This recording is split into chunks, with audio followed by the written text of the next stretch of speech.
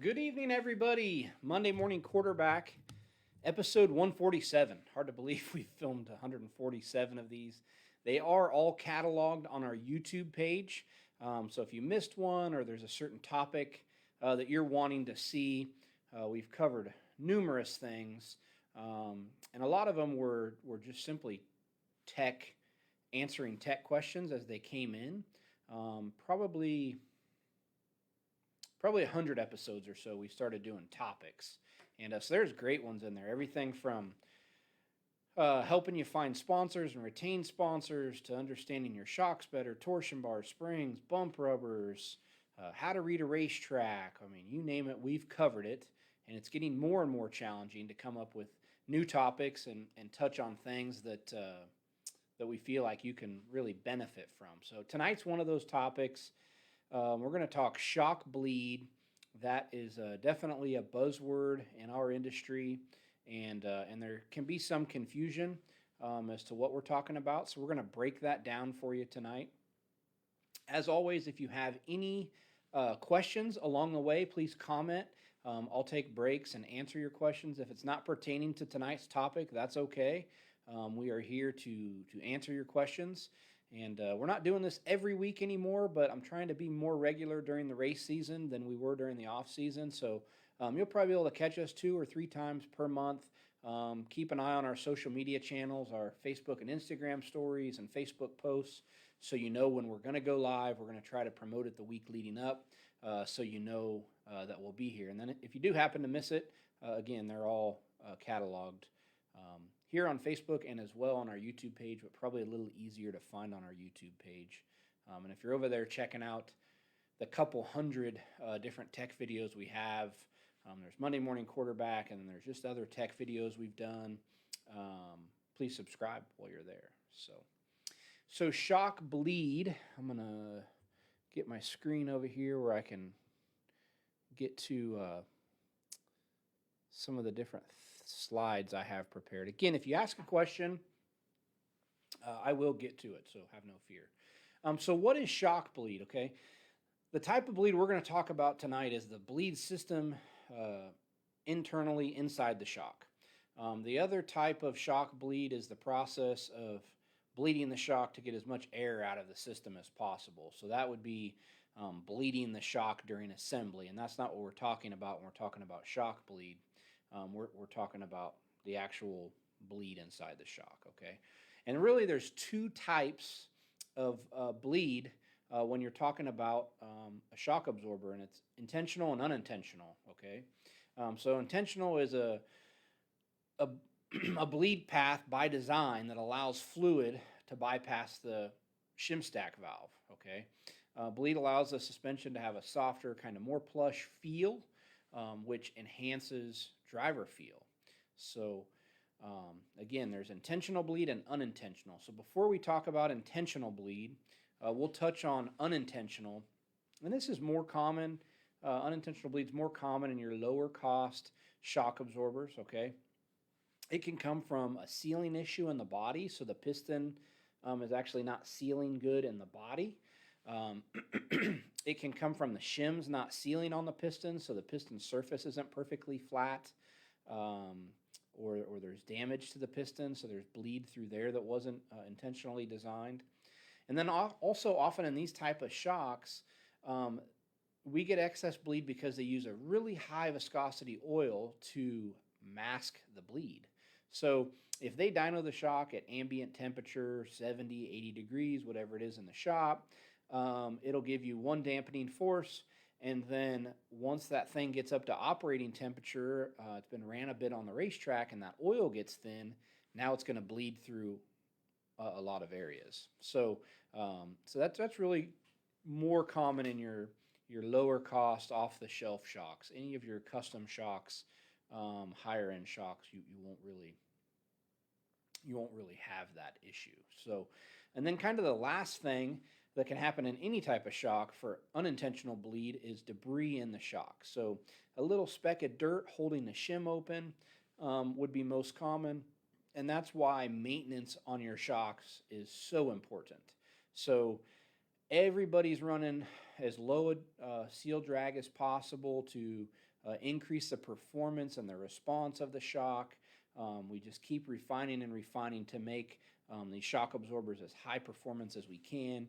And oftentimes in the dirt application, especially if you're racing out west Texas and Arizona in the deserts and it's sandy, not super uncommon over time to ingest a little bit of dirt in that shock. And so that's where regular maintenance becomes so important. So let me check and see if we have any questions at the moment.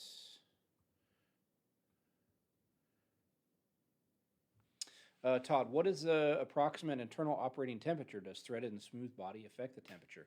Great question. Totally depends on the build of the shock. So the more rebound that's in the shock, the hotter that shock will get, okay? More force, the hotter it's going to get. So unfortunately in our applications, most of the time the large rebound shocks is on the left rear for your micros, midget, sprint cars. And that's also the shock that gets the least amount of air because the tire's tucked right up in there next to it.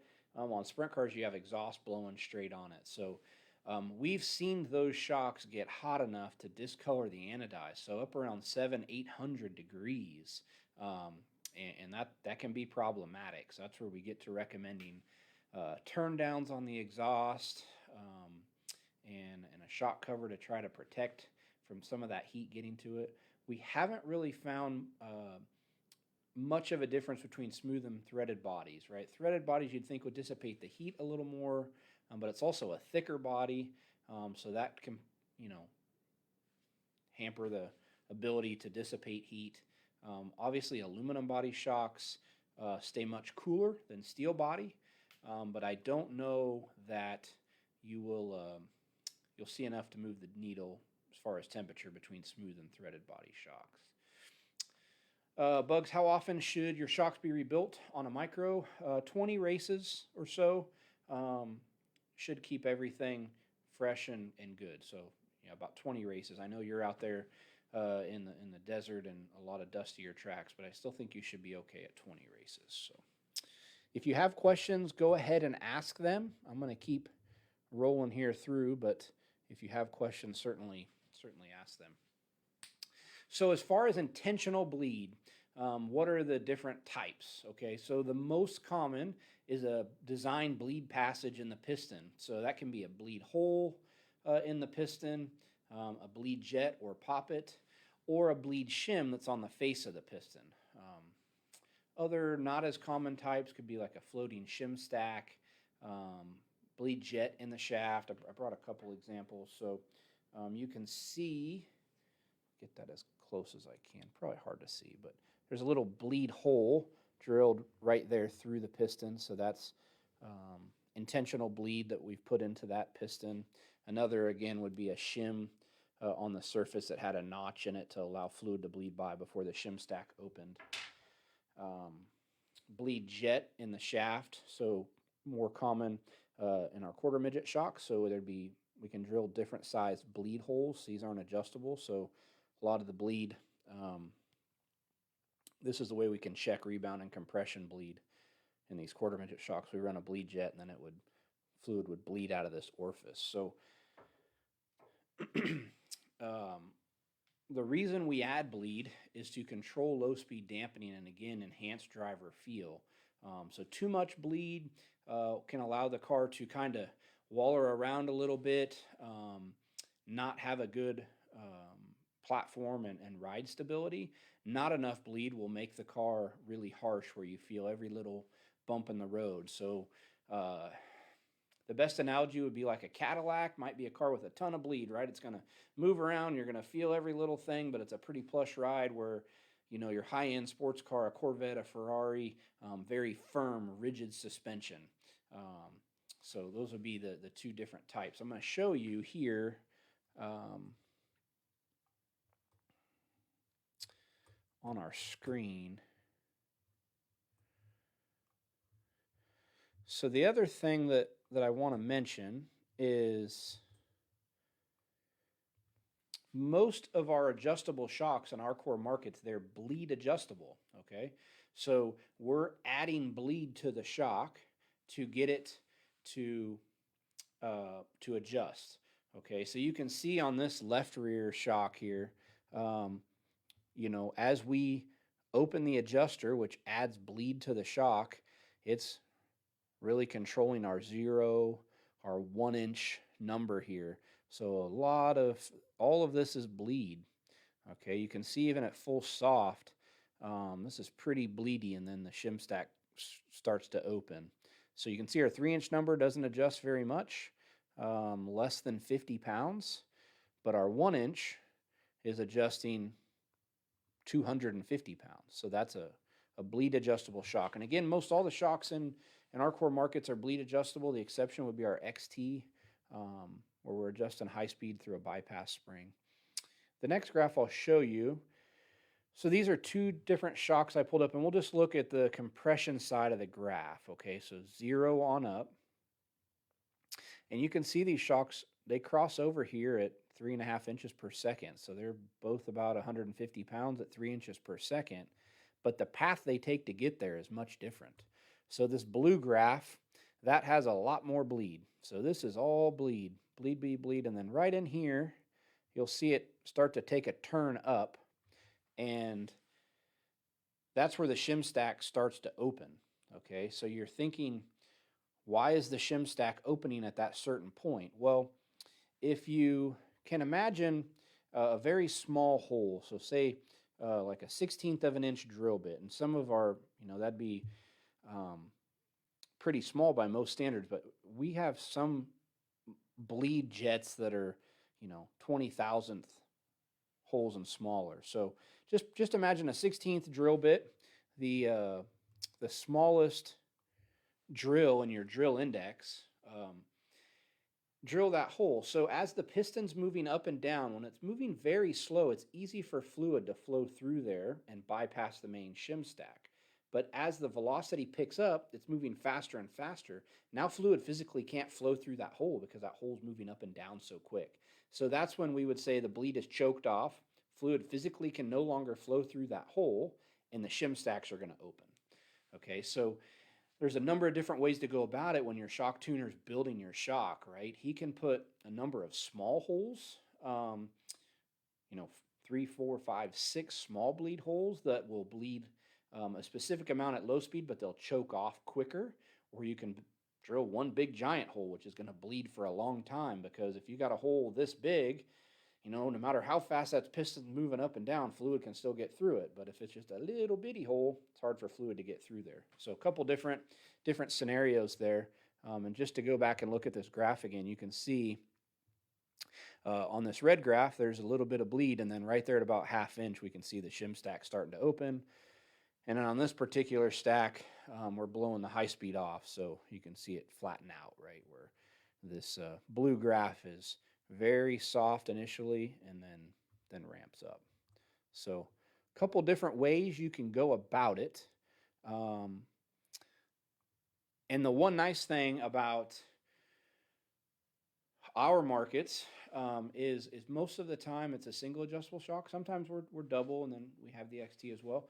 But in that single adjustable shock, you're only adding bleed to whatever way that shock's adjusting. So if it's a rebound adjustable shock, we're going to be adding bleed to the rebound side and not affecting the compression, vice versa. Because there's times where, say, like a non-wing sprint car, the track's slicking off, we want to soften the rebound as much as possible to transfer weight to the rear tire. So the easiest way to do that's to open the adjuster. So as you turn the knob in the car or on the shock, you're opening it up, you're moving that needle out of the hole, and it's allowing more fluid to bleed by. So now the front end of that race car will come up much easier because there's not as much dampening resistance. So I can show you that again on this other shock here. Let's close this. So you can see red being full stiff, green being full soft, how much bleed we have here, right? So now at low speed, that front end's going to transfer weight to the rear tires much quicker. It's not going to take nearly as much effort to get the nose up because we've softened this so much, right? So there's not nearly as much resistance there. So that's what we're talking about when we talk about shock bleed, and why it is so important is low speed is what the driver feels. So when you're sitting in the stands, a lot of the movements you're seeing from the car, those are high speed movements, but what the driver's feeling is low speed. Haven't met a driver yet that can tell you a 50-pound difference at 10 inch per second. 50-pound difference at 1 inch per second, most all can tell you the difference. So let's see what we got here for questions. Russ D1 spec left rear rebound seems to rebound quick about half inch before valving starts to work. This is a great question, one I've answered at least 100 times. I'm going to explain this the best I can. If you have more questions regarding this, Russ, please reach out to me. So what happens when you step down on the left rear of that car? When you step down, you're winding that torsion bar up. So let's just say you have a 825 bar in the left rear. If you step down and you compress it 2 inches of shock travel, and you've wound that bar up to 15, 20 degrees, now that bar has, let's say, 400 pounds of force. So it's got 400 pounds of stored energy. It's the same thing as if you compress the spring, a 200-pound spring, 2 inches. It's got 400 pounds of force trying to push it back up. So you step down on that torsion bar, you wind it up, and now it's got 400 pounds of force trying to push the shock the other way. Well, at 400 pounds of force, it has more power than the shock has rebound, okay? As the shock starts to extend, like you say, it extends a half of an inch before you seem like the rebound kicks in. Well, what's happening is as it extends, you're unwinding that torsion bar and you're taking force away. So if it opens up a half of an inch, right, you take a half inch of pressure off that spring, well, now it's got 300 pounds of force. Well, now your shock is stronger than your torsion bar, and now it's going to come up really, really slow, if that makes sense.